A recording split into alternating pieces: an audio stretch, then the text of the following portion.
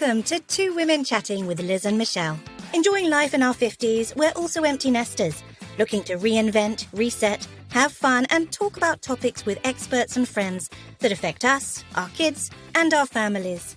So grab a cuppa and join us on the sofa for a chat. There's always room for one more. We're not tech savvy, but we do our best. But it's a learning curve. All bumps, clicks and noises are our own. Come on in and have a seat.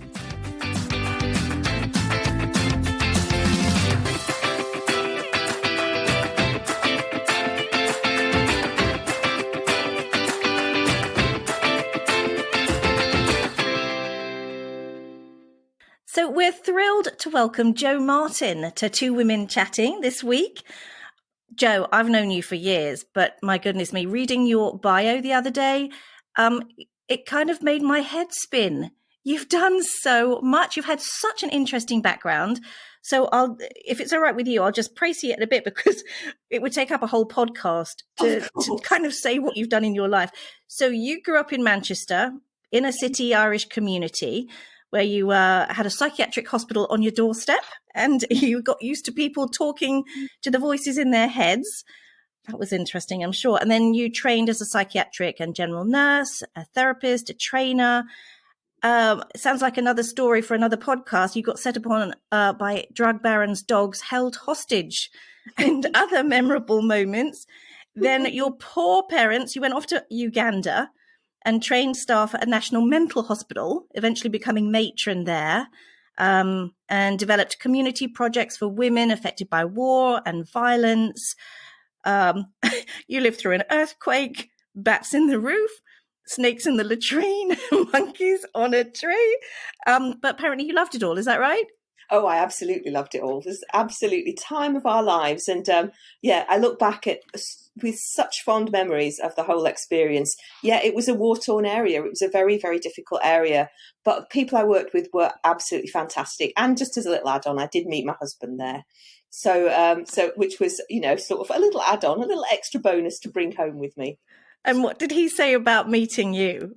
He tells everyone he rescued me from a mental hospital in Kampala, which is kind of not true. But he also likes to tell people that he rescued me from Coronation Street. So it depends on who you're talking to as to where he feels he rescued me from.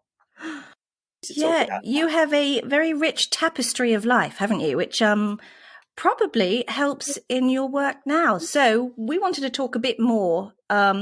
So currently you're now a mental health advocate and you run your own consultancy. You help people in the workplace. But you and I were sort of chatting the other day and a topic came up that I think it produces a lot of fear in people as they approach retirement. And that is, we're all so excited to spend more time with our spouses. But, it's a bit of a cliche. They retire and they drop dead on a golf course. And, it is a cliche, but it is kind of horrifying. And you and I just got talking about that. And from your mental health background and sort of as a medical background, you had some really interesting things that you brought to the table on that. Yeah, I think it's very much out there that if you've had a very, very busy, or there's sort of a legend out there that if you've had a very busy professional life and you suddenly retire, you'll drop dead on the golf course, as you say. But the research doesn't bear that up. It did originally. There was an awful lot of research around, particularly big study out of Harvard, saying that something like 40% of people 50 plus who retire will go on to develop heart attack and stroke. However, that came into question not that long ago. And it turns out that research was quite badly flawed because they didn't take into account that a lot of people that retired at 50 to 65 were ill. And so we're already sick. So lots more research being done since then, which shows very clearly that if you are healthy when you retire, and if you have a healthy outlook on your retirement could be a wonderful, fulfilling part of your life. And so taking that research with a pinch of salt that's existed around and been around for a long time, it's good to put it on one side. So retiring healthy, looking after yourself into retirement, and having a really good retirement plan will set you up very well. Yeah, I think definitely the retirement plan is crucial. I think otherwise, Absolutely. and you said about, healthy retirement. That's interesting. It's not just physical; it's mental as well. Mental health in retirement, very important. So it's this whole batch of things. It's things like people that do really well in retirement if they're financially sound when they retire. That's another really big implication, is that if you are struggling financially, you could well go on to become isolated, feel depressed, feel unhappy. So that's going to impact on you. So healthy finances is a really important part of healthy retirement, if you've got an existing health condition, it doesn't mean you're going to have a poor retirement. It just means you need to take care of it. So good physical health on retirement, good diet, good levels of exercise, leading into your retirement and through and into and following that retirement period is very, very important. Keeping really physically very active, but also mentally stimulated. And I don't just mean sitting around doing crossword puzzles, which lots of people talk about. It's about conversation. And many of us during this pandemic have noticed that our conversations become stilted, difficult, because we're looking at a screen or we're not chatting in the way that we were. That's what happens in retirement. So we need to really focus on great communication with our friends and family and maintaining those links. Having a job, maybe, even if it's just one day a week, or a voluntary job, just keeps you stimulated mentally, keeps your conversation levels up and your communication skills alert and aware. So it's all of those things packaged together, really. But it can be a problem if you retire earlier. For example, I retired earlier and my friends didn't retire. Yeah. And so you feel, there aren't people around to do stuff. So what would you suggest then? I think before you retire, if you have the opportunity to actually set some things up, so whether that's joining a local society or organisation where you can make those links, joining a tennis club or a golf club or a fitness club, somewhere where you have the opportunity to meet other people who've retired as well, or who are in that end stage of their work. Maybe they're petering off and just working a couple of days a week and want to start the process of retirement. So you're in a community that's doing that before you retire, if possible. But if not, making sure that you do it as soon as you retire. So you join those clubs and societies. It may be that you drop a few along the way and they're a bit tedious and boring and you don't like the people. That's fine, but try them out and do them. And so that you are mixing with other people to keep your communication and your relationships strong. Strong relationships often means healthy retirement. It removes that whole concern around loneliness and isolation, which again impacts significantly on mental health at any stage in our lives. Liz, you made a really good point.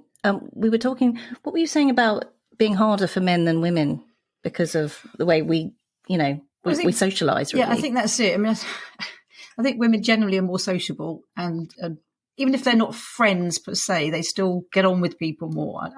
That's a bit of a sweeping statement, but generally we're prepared to be more sociable people. A lot of men have got, and women, of course, have got high-powered jobs, and their colleagues are often their friends as well, or they're going for dinner every night, and they suddenly stop that, and they miss it. Yeah, absolutely. And it's the suddenly stopping that's the worry. And so anyone planning a retirement needs to do it 2-3 years out, if at all they can, and start to think it through and plan and think, what will I fill these gaps with? If I'm meeting my friends for a beer after work, what will I fill that gap with? If I'm meeting people for dinner at the weekend and we're not talking about work, how will I fill those gaps? And so it's about a really conscious effort to make those plans before D-Day arrives, if at all you can. And again, the statistics show that if you have a planned retirement, your outcomes are going to be much better than if you suddenly get that letter on your desk saying you have to retire early, here's your package. It's a very, very different set of circumstances. Doesn't stop you going back and planning retrospectively and making your retirement, beginning to plan your retirement from day one of retirement. But it is so much better for you if you can plan it in advance. And you're right, men don't necessarily have those the same sort of level of relationship as women often have, or have had the opportunity to make those those relationships and friendships in their professional lives. So it's about thinking through, as you hit your 50s, how am I going to really build these relationships and develop them so that I've got friends and I've got a network and I'm not going to feel isolated or alone when I retire. Yeah. So male or female spouse, with your partner, there must be things that perhaps we can do for our spouses to encourage them. Like for my husband, I've tried to encourage him to get into a dad's WhatsApp group or a dad's walking group or something. His time is super limited. Yeah. So, but he does recognize that if he doesn't do something like that, he's entirely reliant on the people that I choose to fix up dinner dates with or socialize with. And it's important, I think, to have some independence because, otherwise he's just living out of my pocket and getting under my feet. I hope my husband doesn't listen to this. But it is true. It's doing stuff together and separately and finding your own hobbies. And often it can be going back to what you did as a child. I mean, for instance, my husband loves fishing and he just sort of stopped. And now the kids are fishing. He said, "Oh, why didn't I think about doing that?" So it's also putting ideas in their head. Yeah. I think that's a nice way of putting it. That's a really nice way of putting it. I like that, Liz. I love Make them think Liz. It's their idea. Yeah. Get those ideas out there, things that they can do. And it is a battle because quite often it's, I'm too busy for that. I can't do that. There's too much going on or haven't got time. But really trying to gently nudge them into doing some sort of activity is really important, particularly if they can do that with other people. Fishing is a very solitary thing, so I'd say that's great, but adding on other things as well. Just as there are lots of solitary activities that men might like to do, and women too, but it's including that as part of a package of ideas and things, rather than just the only one. You'd be surprised how sociable fishing is because they all compare the size of the fish they've caught or not caught, and little bivouacs at the side of the river. Yeah. And there's lots of TV programs now, all these fishing for celebrities fishing, and so but that's just an example.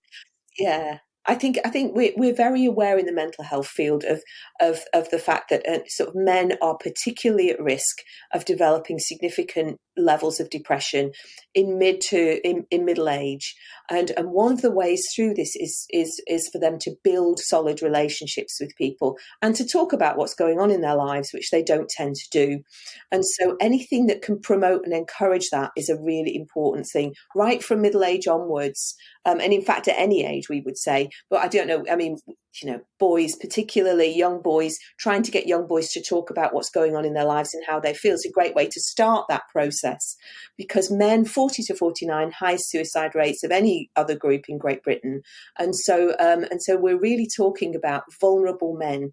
And particularly then as they go into older age, certain very vulnerable groups, executives, farmers, interestingly, and farmers and executives fit this whole sort of...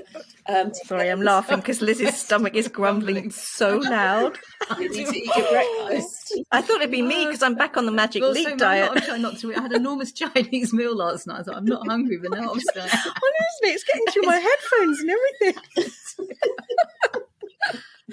Sorry, Jo. That's all right. No, you're absolutely right, Jo. I suppose as much as we can do to help them to explore relationships and get into groups and take up some hobbies.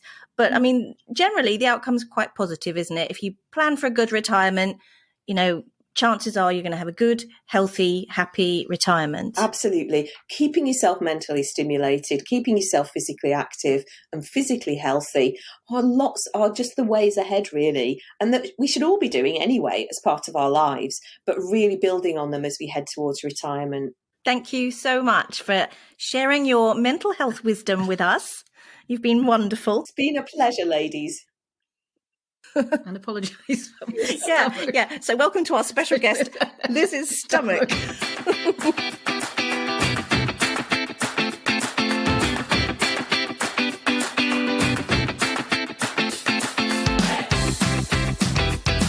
Thanks for listening to Two Women Chatting with our special guests. If you enjoyed this episode, it would mean the world to us if you left a rating and review. Even better, share with your friends. And please get in touch. We'd love to hear from you. There's a link on our Instagram bio and Facebook pages.